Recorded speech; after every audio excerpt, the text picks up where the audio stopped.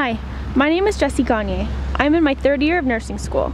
I'm currently taking a class called The Human Meaning of Death. I was asked what death means to me and to make a video of my response. When I think of death, I think of two family members I have recently lost. Both deaths were somewhat sudden. I think that when someone suffers a traumatic and sudden loss, their view on death and their coping is much different than when death is anticipated and we have time to prepare. My family is not very religious, but we have our beliefs.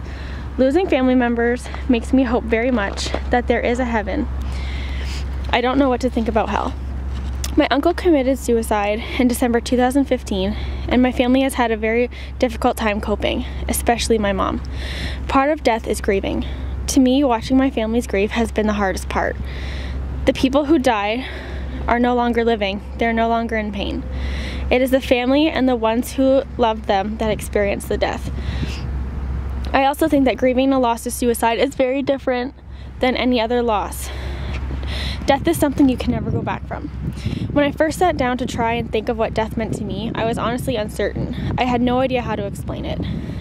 I began thinking of how I react to death. One of the people I lost somewhat recently was my grandmother, my father's mom, who died a month after being diagnosed with ovarian cancer. This was the most traumatic loss I have ever experienced. I did not know how to cope properly. I just cried for months, but after time I began to notice I cried less. I could focus on the impact she had on my life and think about memories happily. I still go to her grave and talk to her about situations in my life. I wish she could still spend time with me and my goddaughter, and I've asked her to take care of the ones I love who've died and to look down on me here on earth. Reflecting on this showed me that even though I was not actively thinking of what death meant to me, for me it means that someone is no longer physically here with us, and they might be in spirit, but they are definitely still living in our hearts and minds when we think of them, when we're making decisions. That we can still find comfort in talking to them and hoping they can hear.